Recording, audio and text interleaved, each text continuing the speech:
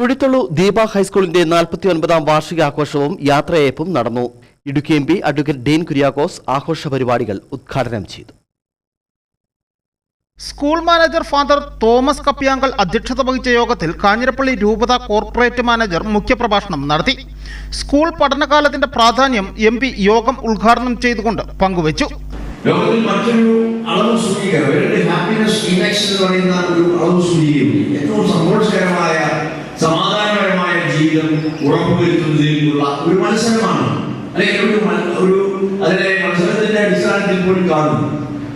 അങ്ങനെ നോക്കുമ്പോൾ ഇന്ത്യ രാജ്യം അതിൽ പുറകെയാണ്.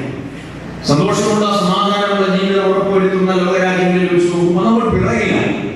പക്ഷേ നമുക്ക് ഉയരാൻ മുന്നോട്ട് വരാനുള്ള എല്ലാ സാഹചര്യങ്ങളും നിലനിൽക്കുകയാണ്. അപ്പോൾ ഇവിടെ വിദ്യാഭ്യാസത്തിന്റെ യഥാർത്ഥമായിട്ടുള്ള എല്ലാ കാര്യങ്ങളും ചെയ്യുന്നവരും കൂട്ടിച്ചേരുമ്പോഴാണ് ഇതെല്ലാം ഉണ്ടാകും. ഒരു വശത്ത് വികസനം ഉണ്ടാകും, മറ്റൊരു വശത്ത് സാമൂഹിക മുന്നേറ്റം. തുടർന്ന് അധ്യാപകരുടെയും കുട്ടികളുടെയും വിവിധ കലാപരിപാടികളും അരങ്ങേറി.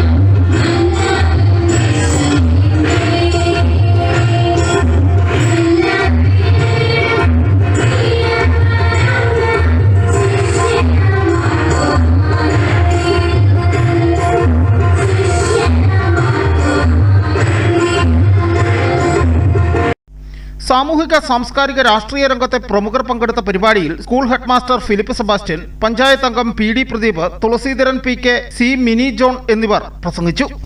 News bureau, Udumbanchola.